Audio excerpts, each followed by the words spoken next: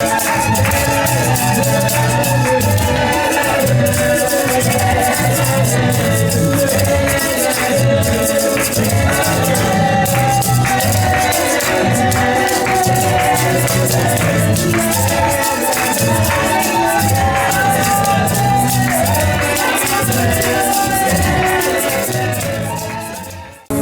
Seigneur, nous sommes prosternés à tes pieds à ce moment. Tu nous as convoqués encore ce dimanche en Seigneur. Oui, parce qu'aujourd'hui c'est un jour, le jour du Seigneur, le jour de la victoire, le jour qui a marqué un grand événement, la résurrection du Messie, de celui qui nous a donné la vie. Aujourd'hui c'est le jour pour te célébrer, Seigneur, pour t'adorer, pour te magnifier. Et nous l'avons fait. Et par la foi, nous croyons que tu l'as accepté. Voilà pourquoi il est arrivé vers le temps, Seigneur. Nous voulons écouter le son de ta voix. Seigneur, nous avons soif. Nous avons faim. Seigneur, tu nous donnes qu'à ceux-là qui ont le désir, Seigneur, nous avons le désir. Plante en nous, Seigneur, la bonne semence qui vient de toi. La parole qui transforme nos vies. La parole qui nous guérit de tous les maux, Seigneur. La parole qui nous place devant nous les portes ouvertes et personne ne peut nous fermer. Seigneur, nous croyons que c'est toi qui vas parler. Seigneur, tu passes toujours par les instruments. Que toi, tu as façonné le terrain, Seigneur, pour enseigner ton peuple. Alors enseigne-nous, Seigneur. Parle-nous, Seigneur. Seigneur, que personne ne sort de tes lieux tel qu'il est rentré. Seigneur, que tout ce qui est d'homme en moi, qu'est Seigneur. Seigneur, je soumets mes pensées. Je soumets toute ma personne, toute ma personnalité, âme, corps et esprit à toi, à l'obéissance de Jésus. Et je soumets aussi ce temps, tout esprit ici, Seigneur, à l'obéissance de Jésus. Il n'y ait plus de temps ici à la distraction, plus de temps, Seigneur, à l'inattention. Que Jésus règne et que lui seul soit glorifié. Béni sois-tu, roi des rois.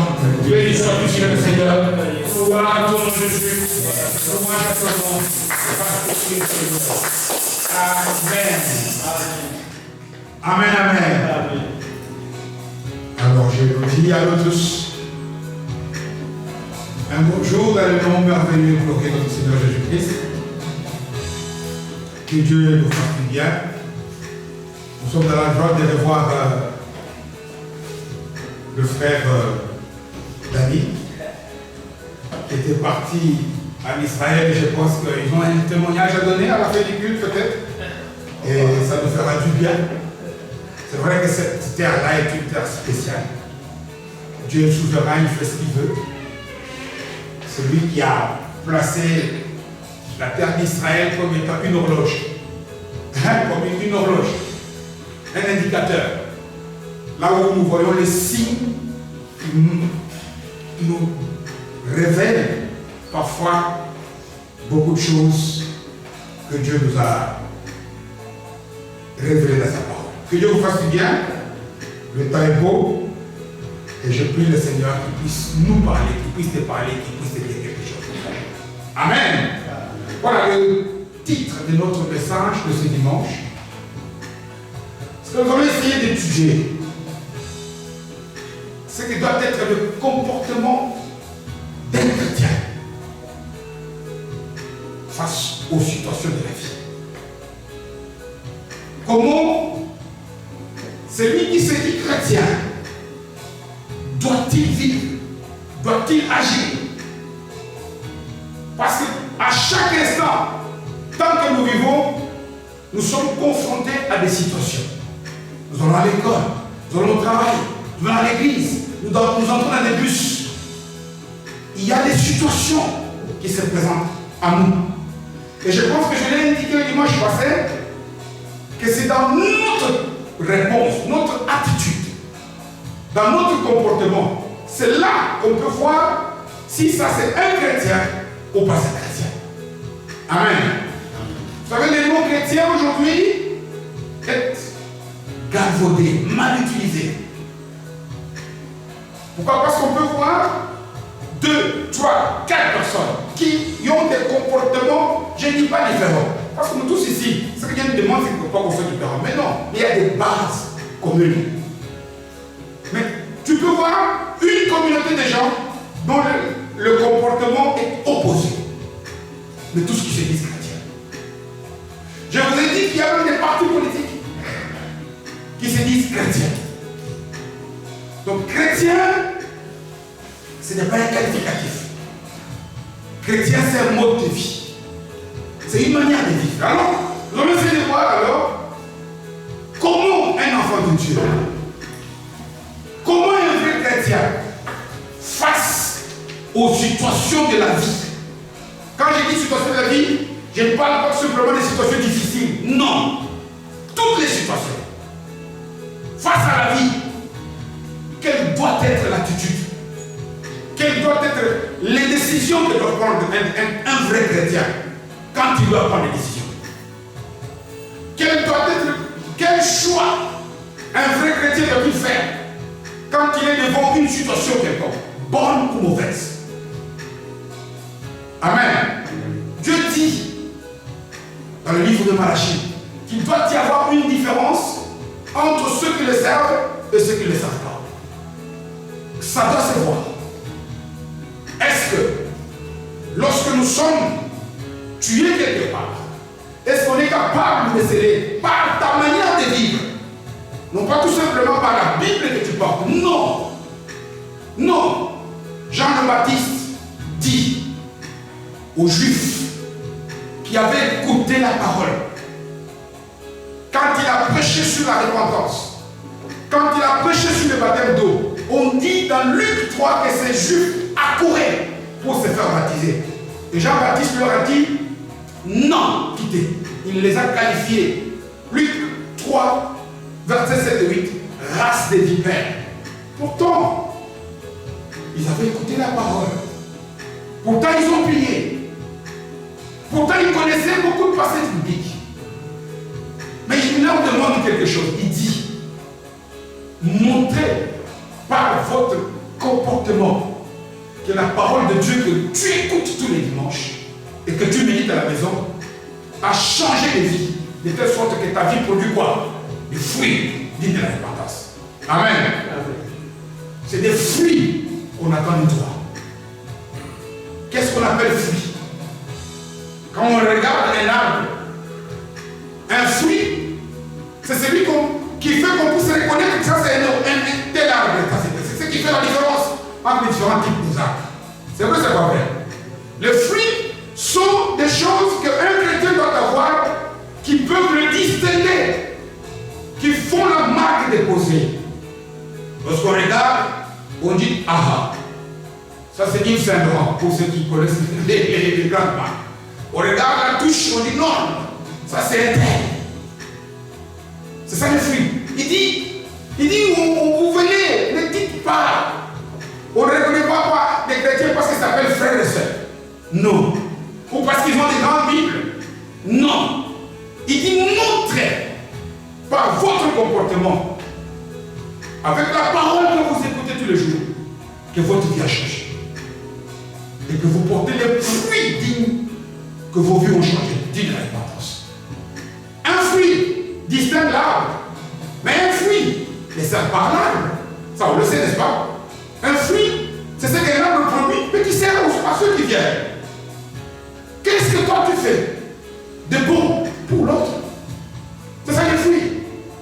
Un arbre ne consomme pas les fruits. Parfois nous prions Dieu, on lui dit mon Dieu, les fruits, troisième caractéristique, j'ai dit, 1, distingue les types d'arbres. 3, utile à la consommation des autres. Mais surtout, le fruit émane de l'arbre. Pas de celui qui l'a planté. Non. Non, pas du tout. Les fruits viennent de l'arbre. Parfois, nous voyons des gens qui prient. Je vous ai dit, parfois, on nous reconnaît même dans notre peuple. Oh mon Dieu, donne-moi la patience. Non, la patience est en toi. Tu dois écouter la parole et développer la patience. Est-ce que tu peux dire à quelqu'un, Dieu donne-moi le riz? Il est en nous. Il suffit de t'exposer devant des situations pour rire. Tu vas rire. Regardez, parfois les gens, pourquoi est-ce qu'on ne prie pas Dieu donne-moi la colère? La colère est en nous. Tous ces sentiments, toutes ces bonnes émotions et mauvaises sont en nous. Et nous partons, comme je l'ai dit, nous partons de la sagesse que Dieu nous apprend par rapport au comportement des insectes. On a déjà étudié 2 insectes que la Bible qualifie de faibles, pour que tu ne dises pas que oui, Dieu t'allait prendre. Oh oui, mais comparé à Abraham, il voyait Dieu. Ici, Dieu nous dit d'étudier les comportements des animaux faibles, comme il dit, petits, des choses encore beaucoup plus faibles. Si la fourmi peut y arriver, si le diamant peut y arriver, c'est que tu peux y arriver aussi. Amen. C'est-à-dire que lorsque nous regardons, par exemple, quand on a étudié la fourmi, on a relevé une chose. C'était quoi? C'est que Dieu nous veut être dans le travail, dans le service, être actif, vaincre la paresse. Et c'est ça la grande caractéristique qu'on voit des fourmis, c'est toujours le travail. Et je l'ai encore expérimenté cette semaine, j'étais au travail, j'ai vu une fourmi. Et là, j'ai vu des petites fourmis. Tu essaies de balayer, mais ça revient. Quand on est, ça c'est le travail de Dieu, c'est de nous donner la sagesse. Automatiquement. Voilà pourquoi Jésus, dans la parabole du figuier, il dit, quand il dit, coupe l'arbre au vigneron. Il dit pourquoi? Parce que lui, le maître, lui, il travaille. Il nous met de l'engrais. C'est qu'on sème. La parole qu'on nous donne, c'est qu'on nous met dans des conditions pour que nos vies automatiquement puissent produire ce fruit-là. C'est-à-dire ces attitudes-là, ces vertus, ces vertus, ces qualités. Ce sont ces qualités-là qui font qu'on va avoir de belles familles. On va avoir de belles assemblées. Si nous tous, nous développons, nous travaillons beaucoup par rapport à ça. Hein, si nous travaillons, nous allons y arriver. Aujourd'hui, les gens ne veulent pas travailler. Le seul travail, non, nous devons prier, mais faire des choses après la prière. Tous les jours, Moïse, quand on dit qu'il allait dans la montagne, c'est pour dire qu'il allait prier. Il allait dans la présence de Dieu. C'est ça que ça voudrait dire en termes simples. Mais il a fait beaucoup de choses après avoir prié. Et Dieu lui a donné la victoire parce qu'il est allé voir les pharaons. Il est allé affronter la parole des gens. Nous prions, c'est bien, très bien d'ailleurs. Mais après cela, nous devons poser les pas. Nous devons faire des gestes. Nous devons passer à travailler. Jésus nous montre, et la parole de Dieu est claire depuis le début. La première activité que Dieu nous a donnée, quand il nous place dans le jardin, c'est de travailler, de garder le jardin et de pouvoir aussi le cultiver. Jésus dit dans Luc 10, je pense, il dit quoi? Quand il dit l'ouvrier mérite son salaire, un ouvrier c'est lui qui travaille. Lorsque nous étudions, ça viendra une autre fois par rapport à ces messages. Lorsqu'on étudiera par exemple la parabole des talents, mais Dieu récompense le travail. Le travail. Parce que l'autre là, parfois on reproche chez ton oh, lui il est allé travailler, il a dit. Mais le reproche que le maître lui fait, c'est que ou travailleur paresseux et inutile. C'est qu'on nous reproche de la paresse. On a vu aussi le deuxième dimanche passé où Dieu nous dit d'être prudent, de discerner le mal de loin, de vivre. Combien de fois on nous met attention? Voilà, être prudent, c'est être attentionné, c'est être attentif. Quelle est la période? À cette période, parce que je fais comme ça, si je la vois, maintenant il ne me donne pas. Mais si je ne suis pas attentif, je ne vois pas. C'est vrai, c'est pas vrai.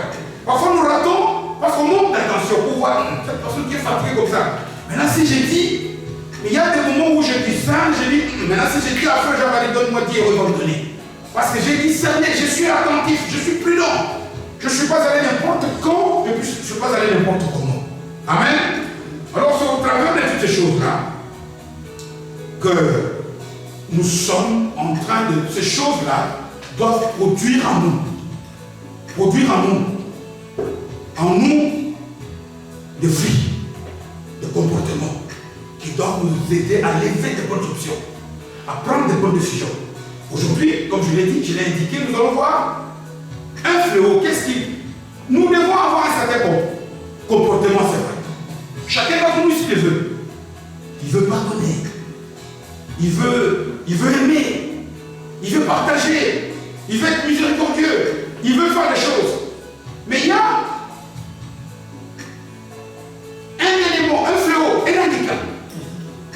le message d'aujourd'hui va nous révéler. Quand je dis un, mais il a des éléments qui le composent. Par où le diable passe encore pour nous aider nous-mêmes à avoir des mauvais comportements. Nous allons voir quel est le comportement des chrétiens et qu'est-ce qui l'empêche d'adopter ce comportement. Amen. Avant toute chose, je vous demande de lire dans l'épître de l'apôtre Paul à l'église d'Éphèse. Éphésiens au chapitre 2. Deuxième chapitre du livre d'Éphésiens. Éphésiens, je ne me trompe pas, c'est après Galates. Hein? Donc, Actes des Apôtres, Romains, 1 Corinthiens, 2 Corinthiens, Galates et Éphésiens. Éphésiens, nous allons lire les 10 premiers versets. Très très important. Très très important. Nous voulons que nos vies produisent des fruits. Nous voulons que par notre manière de marcher, de parler, par les décisions que l'on prend, on reconnaisse l'aspect chrétien. Il est écrit ceci dans la parole de Dieu. Éphésiens, le second chapitre, je lis à partir du premier verset au nom du Seigneur Jésus-Christ. Amen. Vous étiez morts. Paul parle à des gens. Et nous verrons qui étaient-ils ces gens. Vous étiez morts. Et la mort dont on parle ici, ce n'est pas la mort physique. On parle ici de la mort spirituelle. C'est-à-dire que vous étiez loin de Dieu, séparés de Dieu. Par le péché d'Adam et Ève. Donc nous étions séparés d'avec Dieu. On n'était plus enfants de Dieu. Par vos offenses et par vos péchés. Dans lesquels vous marchiez autrefois. Donc lorsque nous étions loin de Dieu, on marchait selon le péché et les offenses. Selon les traits de ces mondes. Donc selon la mode, selon les coutumes du monde. Selon le prince de la puissance de l'air, le diable, de l'esprit qui agit maintenant dans le fil de la rébellion. Nous tous aussi, et par le passé, nous étions du nom, de leur nom. Et nous vivions autrefois selon les convoitises de notre chair, accomplissant les volontés de la chair et de nos pensées. Et nous étions par nature des enfants de colère, comme les autres. Mais Dieu, qui est riche en miséricorde, à cause du grand amour dont il nous a aimés, nous qui étions morts par nos offenses, il nous a rendus à la vie avec Christ. C'est par grâce que vous êtes sauvés. 6e verset. Il nous a ressuscités ensemble et il nous a fait asseoir ensemble dans le lieu céleste en Jésus-Christ, afin de montrer dans les siècles à venir l'infinie richesse de sa grâce par sa bonté envers nous en Jésus-Christ. Car, un verset très connu, très cité d'ailleurs, c'est par grâce que vous êtes sauvés, que nous sommes redevenus enfants de Dieu, que nous avons eu la vie nouvelle. Mais, écoutez, par le moyen de la foi, et cela ne vient pas de nous, mais c'est le don de Dieu. Ce n'est point par les œuvres. Écoutez, le verset 9e et 10e. Ce n'est point pour les œuvres. Ça, c'est les œuvres des hommes. Afin que personne se glorifie. Car nous sommes son ouvrage, nous sommes l'œuvre de Dieu, ayant été créés en Jésus-Christ pour de bonnes œuvres que Dieu a préparées d'avance afin que nous les pratiquions par le Seigneur. Amen. C'est vrai, quand on lit les écrits de Paul, il faut les lire, les relire. Parfois pour arriver à discerner la volonté de Dieu pour nous. Et ici, ce texte, comme d'ailleurs toute l'épître aux Éphésiens, est très important pour pouvoir nous apprendre quelle a été la condition. Comment un chrétien, quelqu'un qui n'était pas encore converti, devait se comporter, et quelle doit être la manière de se comporter des chrétiens aujourd'hui. Il parle ici de deux situations.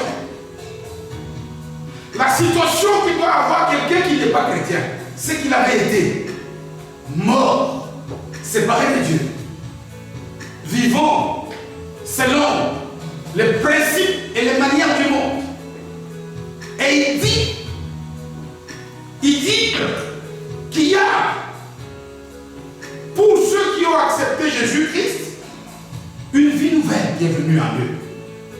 Ils sont ressuscités en Jésus. Et ça, c'est la grâce.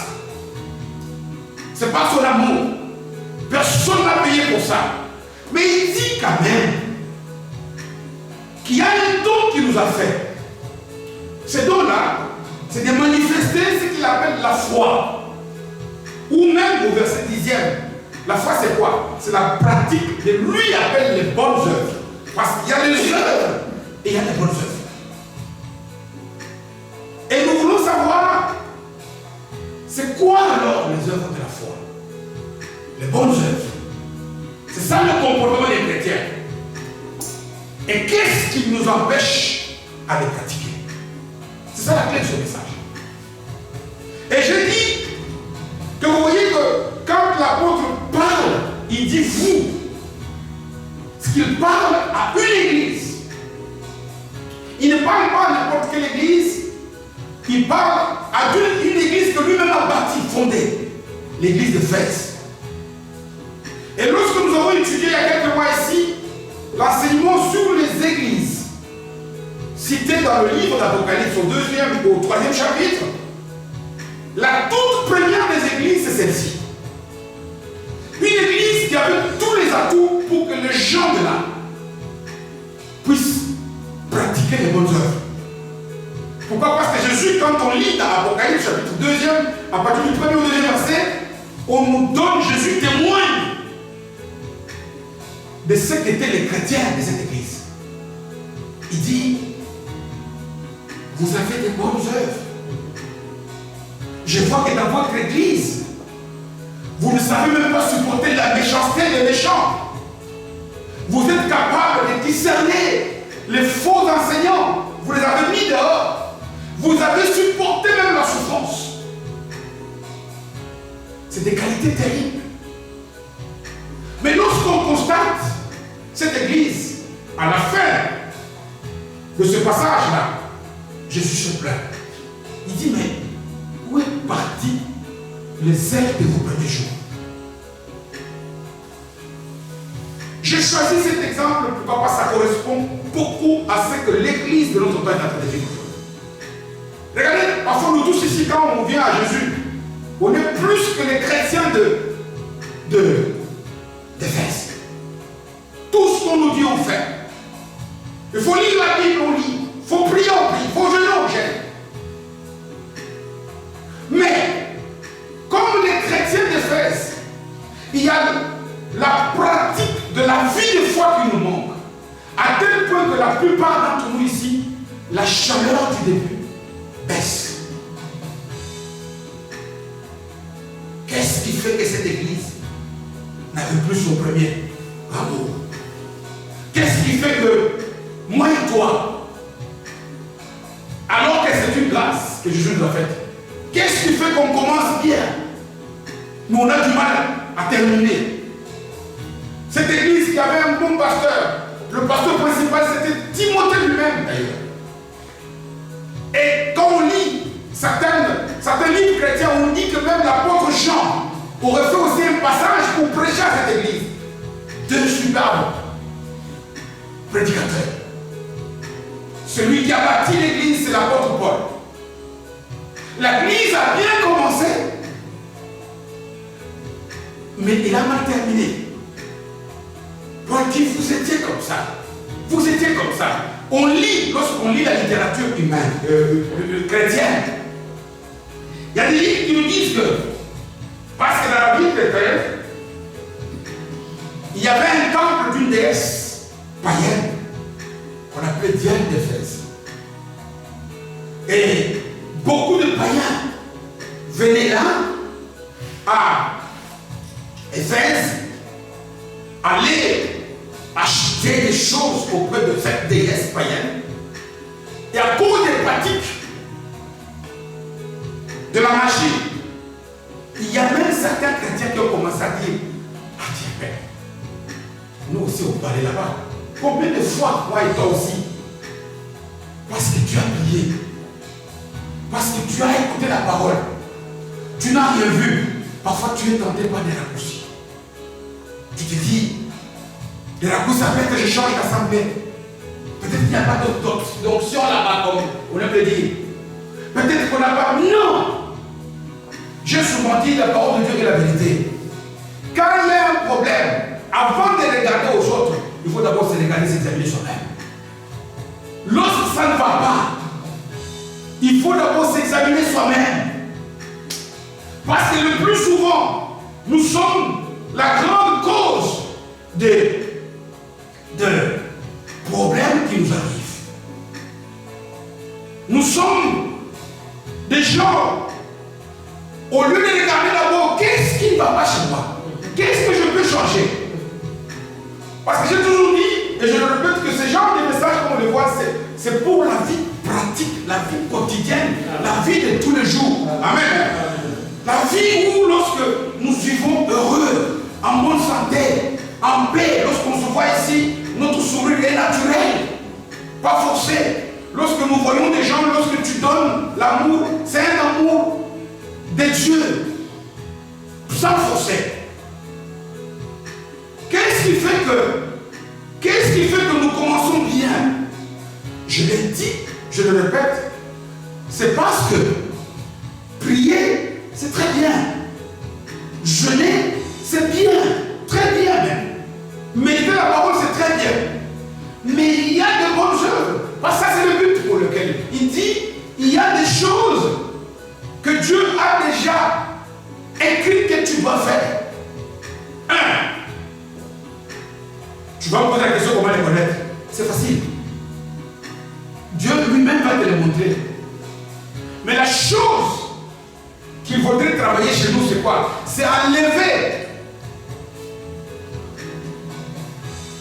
de nous ce qui nous empêche de poser ces actes. Qu'est-ce qui fait que parfois toi tu as un cœur dur à partager? Qu'est-ce qui fait que tu as envie de travailler? Dieu va te mettre dans des situations telles que tu vas travailler. Et qu'est-ce qui t'empêche de faire ça? Si ce travail est celui que Dieu t'a donné. Vous savez, il y a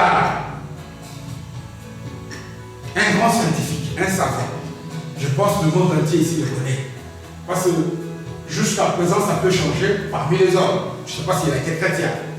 Mais il a dit quelque chose, celui qui a révolutionné la science.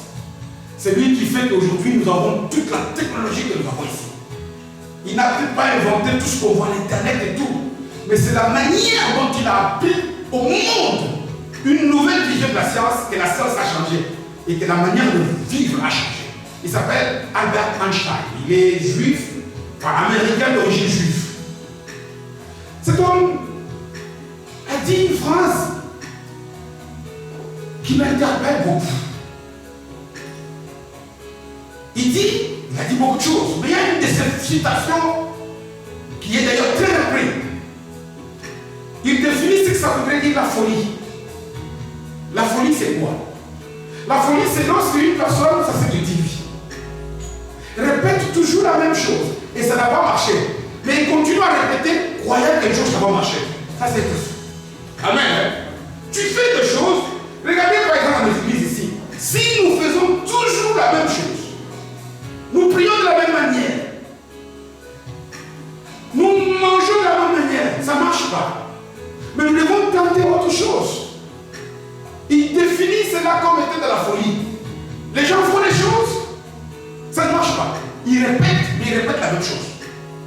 Et aujourd'hui, nous voulons nous apprendre à changer de méthode, à changer notre manière de procéder, pour que nos prières deviennent agissantes, pour que nos jeûnes, pour que toutes ces paroles ici font que nos vies, émanent de fruits d'eux-mêmes. Un arbre ne se concentre pas. Un arbre qui a été mis en bonne condition par les vignerons, les fruits viennent automatiquement. Je vois, bientôt arrive le beau jour. Je vois parfois comment nous souffrons avec le pommier qui est chez nous. tellement. C'est du boulot. On doit souffrir. Le pommier est là. Il suffit qu'il y ait du soleil, qu'il y ait du beau temps. Les pommes, ça tombe. Nous, les fruits, on ne va pas faire du temps. Quand tu gênes pour que de toi vienne le fruit de l'esprit, tu as encore du travail. Tu dois jeûner pour peut-être que Dieu te parle. Mais quand Dieu te parle, quand cette parole qui est la bonne sémence te pénètre, les fruits doivent venir sans effort. Amen. Ça doit venir automatiquement. Que toi, lorsque tu pardonnes, tu le fais sans te poser des questions. Lorsque tu as des bonnes manières, tu le fais automatiquement. Et c'est ce que nous devons chercher à comprendre. Tous ici, parmi nous ici, tous, Dieu le sait. Nous voulons avoir une vie épanouie. La vie sur terre. Jésus ne nous a pas promis la vie épanouie au ciel, au paradis. Non. Il dit les voleurs viennent pour voler. Il vient pour tuer, égorger. Mais moi je suis venu pour que, il ne dit pas que pour que mes brebis puissent avoir plus tard. Non, puissent avoir maintenant. La vie et la vie en abondance. Jérémie dit quoi? Dieu a des bons projets pour nous. Il nous veut vivre dans la paix. Le projet de paix. Pour que le bonheur puisse nous visiter à tout moment. Ça, il y a beaucoup de passages où Dieu nous dit même dans le passage, il nous a déjà bénis. La bénédiction n'est plus, on ne doit pas Dieu bénir moi, non.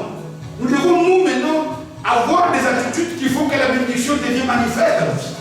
Amen. Pour que les choses deviennent automatiques. Et il y a des gens qui sont là. L'apôtre Paul, ici lui-même, il a un témoignage que je reprends très souvent. Il dit, dans son épître aux Corinthiens, chapitre 1er, verset 15e, verset 10e, il dit, moi, je le dis avec des mots simples, je n'ai jamais été physiquement avec Jésus. Je n'ai pas été comme les Matthieu et les Jean et les Jacques, et les André et les Pierre. Mais moi, la grâce a opéré tellement, d'une manière grande.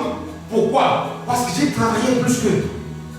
Si moi et toi aussi, nous travaillons automatiquement. Mais regardez les exploits. Cet homme était capable même de ressusciter de mort. On connaît l'histoire d'Éticus. Cet homme, on dit que son nombre guérissait les malades. Si toi tu es capable de faire ça, voilà ce à quoi Dieu le sait. Dieu le sait. Mais maintenant, il y a quelque chose qui nous empêche d'avoir ces bons comportements-là, d'avoir des bonnes attitudes. Cette chose-là, c'est ce qu'il dit. Quand il va au verset 8e, un verset important où il dit, nous sommes sauvés par quoi? La grâce. Personne ici n'a payé un prix pour qu'ils se disent, oh, moi je connais Jésus. Voilà même pourquoi nous ne devons pas nous moquer de ceux qui ne sont pas encore convaincus. C'est une grâce. Parce que toi aussi, tu pouvais être comme les autres qui fréquentent les bars. Mais il dit, cette grâce-là, Dieu nous a doté aussi des moyens pour que la grâce-là puisse se manifester à nous. Et ce moyen-là, c'est la foi. Amen. Et la foi, ici, j'aimerais la citer dans des termes simples. Parce que c'est un terme clé. Parce que c'est la main que nous tendons à Dieu pour que la grâce qu'il nous donne puisse. Parce qu'il dit que c'est un don de Dieu. Quand je tends la main, ce n'est pas un travail que j'ai fait. En fait, j'utilise quelque chose que lui-même m'a donné.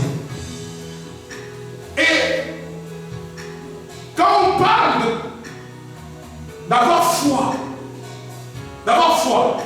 en Dieu, même quand on dit avoir foi en quelqu'un, le verbe simple, c'est quoi? C'est avoir confiance en quelqu'un. C'est croire en quelqu'un. Jésus pouvait dire, par exemple, à Marthe, lorsqu'ils ont devant la tombe de leur frère Lazare qui est mort, n'étais-je pas dit que Marthe, si tu crois, donc si tu as la foi, tu verras la gloire de Dieu. Amen. Qu'est-ce alors à ce moment-là a empêché Marthe de pouvoir croire en Dieu? Parce que ce n'était pas une païenne. On dit que Marthe, Jésus passait chez eux, à Béthanie. Un jour, elle a sa sœur Marie, qui était au pied du maître, alors qu'elle est en train de cuisiner.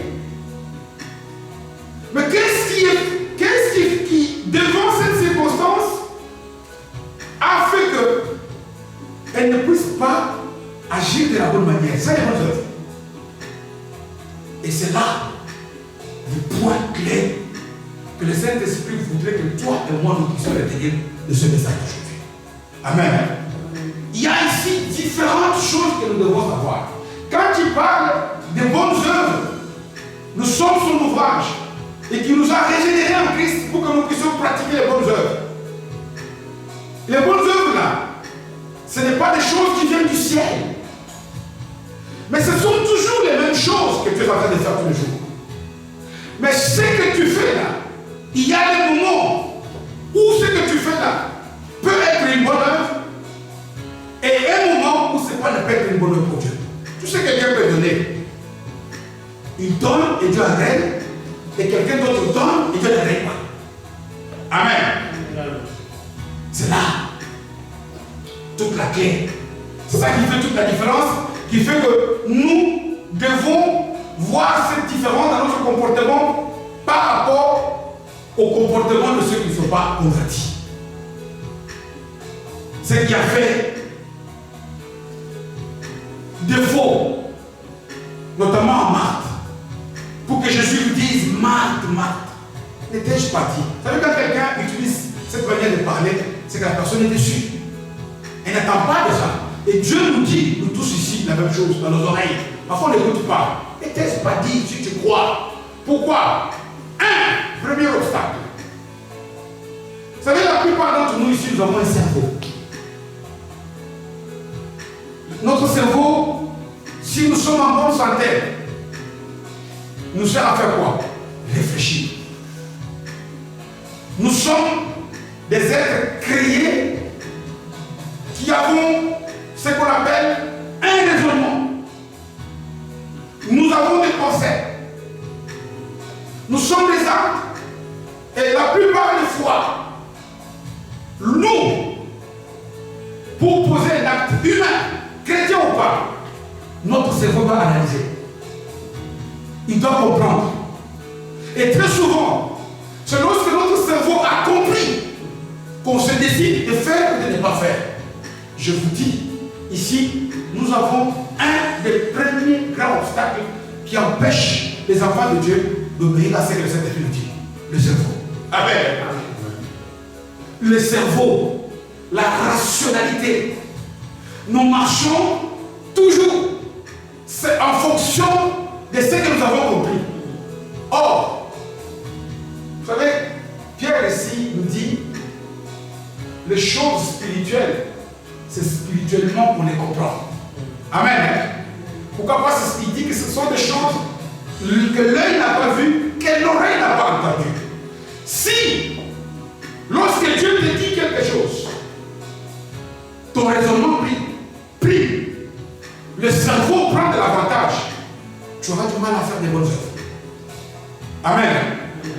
Le premier obstacle qui empêche les enfants de Dieu d'agir, c'est parce qu'ils analysent les choses selon les circonstances, selon ce qu'ils voient.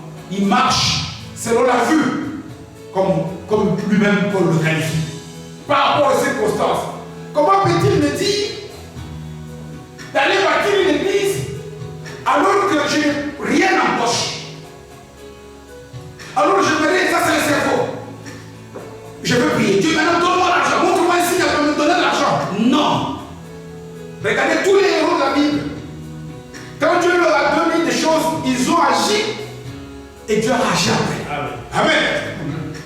Voilà pourquoi Dieu nous dit, par rapport aux instructions qui viennent de la parole, agis d'abord et tu feras la gloire de Dieu.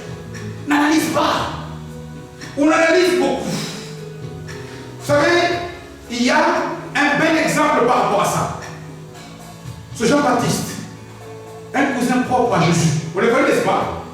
Jean-Baptiste, cet homme dont la vie, la naissance d'ailleurs, on dit que ses parents l'ont eu dans la vieillesse. On dit que ses parents ont beaucoup intercédé. La naissance de Jean-Baptiste a été une naissance tienne et la mienne. Pourquoi? Parce que c'est l'ange, l'archange, qui est venu à l'ange, qui est venu annoncer à son père, alors qu'il était en plein ministère, qu'il aura un enfant. L'enfant est né. Jean-Baptiste lui-même, c'est lui qui a baptisé le Christ. C'est lui qui l'a révélé au monde. Celui-là, il est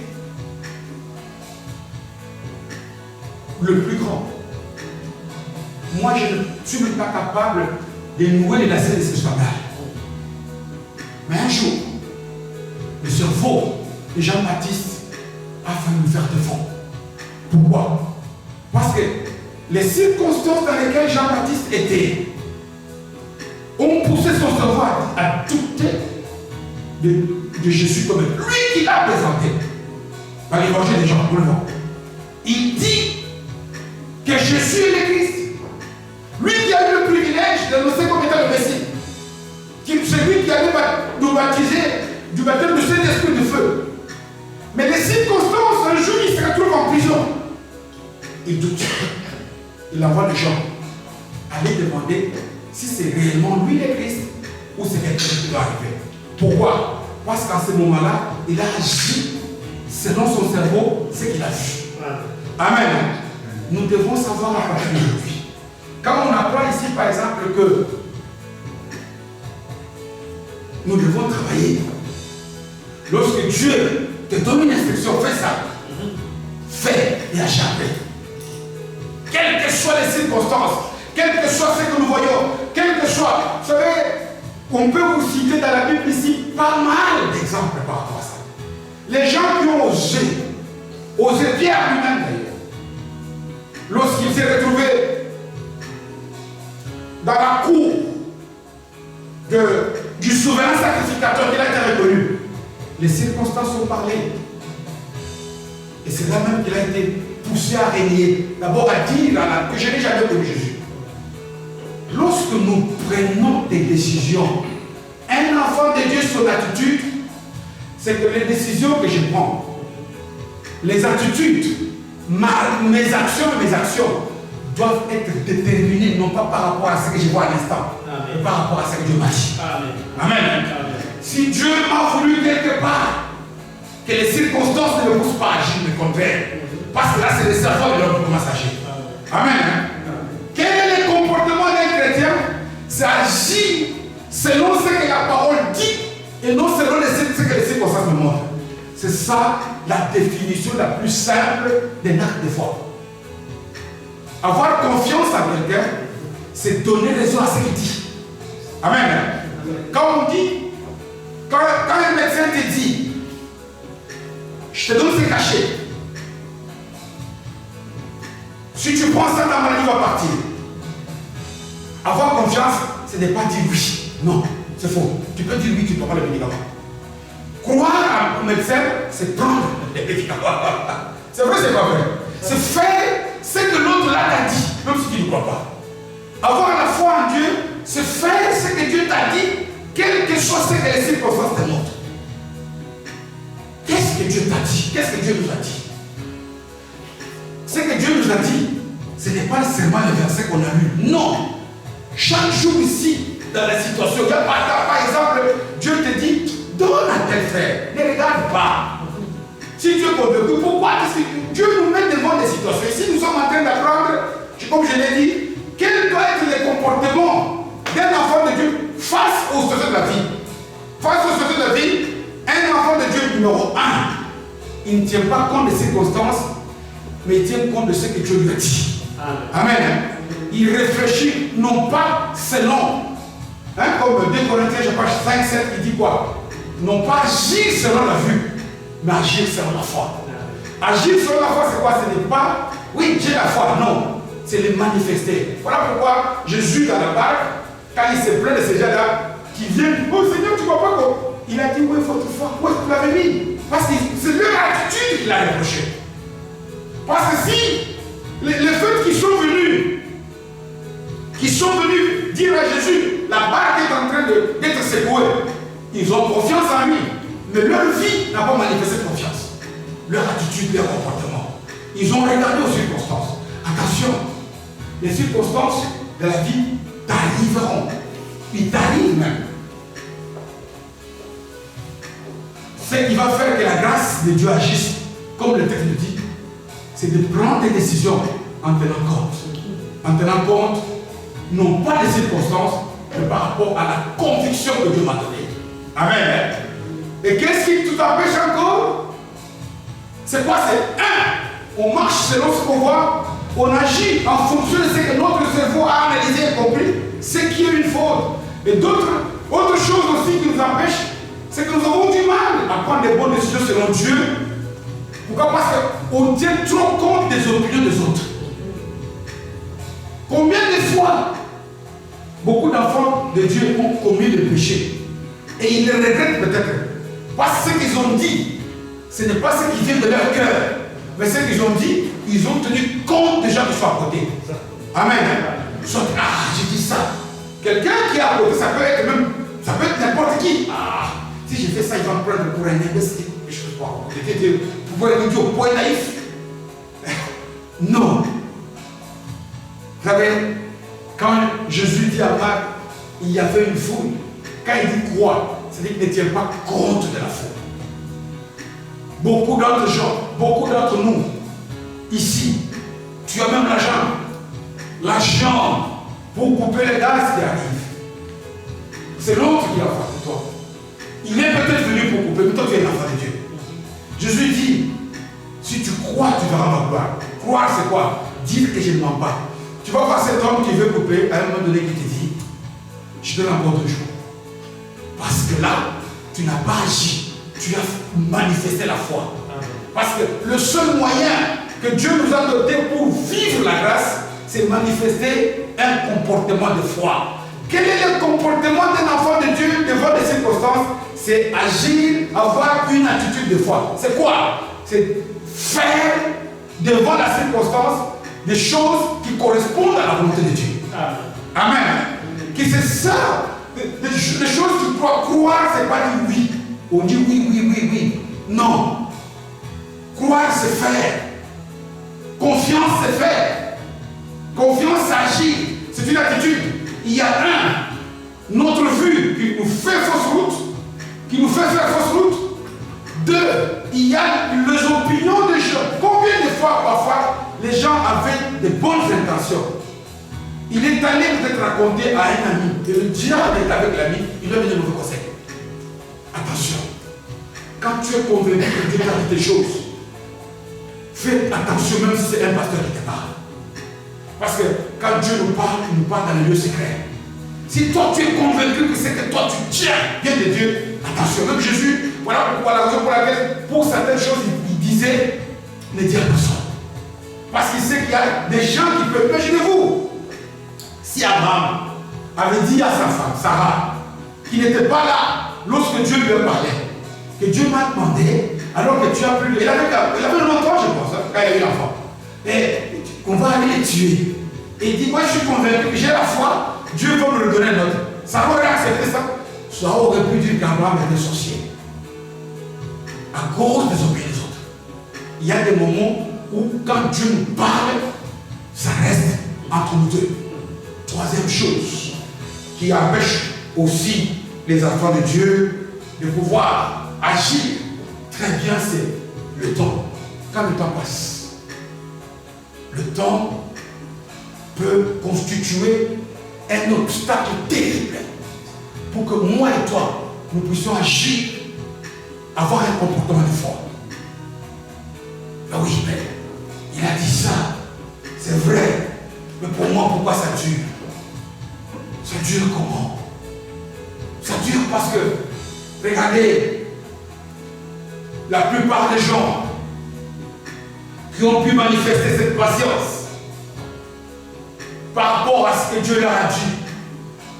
Regardez comment ces gens-là, ce que Dieu leur a donné a été extraordinaire. On dit, Dieu fait toutes choses bonnes en son temps. J'ai souvent donné cet exemple à beaucoup de gens. Parmi la plupart des gens que je connais dans ma famille, j'ai été parmi les derniers à pouvoir avoir des papiers de ce jour dans ce pays. Mais je ne crois pas. Je crois en avoir bien profité que les autres. Amen. Amen. Alors que j'ai été les derniers à avoir même un passeport. Un séjour, même pas un passeport à ce moment-là. Mais je compte toujours un passeport. Allemand, belge, congolais.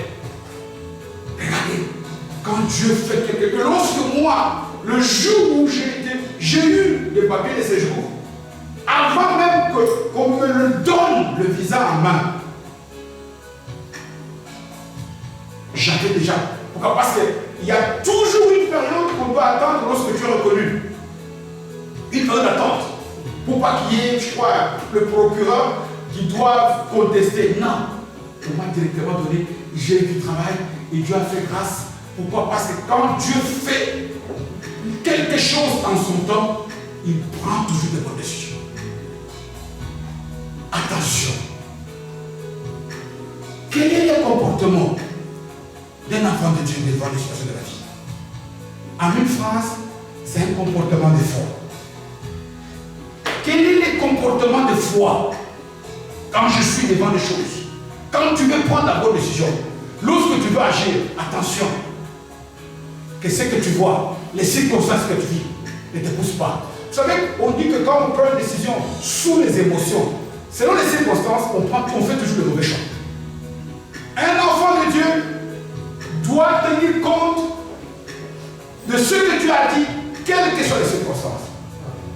Un enfant de Dieu doit tenir compte du choix de Dieu et ne pas agir parce que c'est que les autres soient à côté de Dieu. Un enfant de Dieu est celui qui doit avoir beaucoup de maîtrise, beaucoup de patience. Pourquoi? Parce que la patience est une des manifestations du fruit qui nous vient du Saint-Esprit. Attendre le temps de Dieu. Pour certaines périodes, pour certaines bénédictions, Dieu agit vite.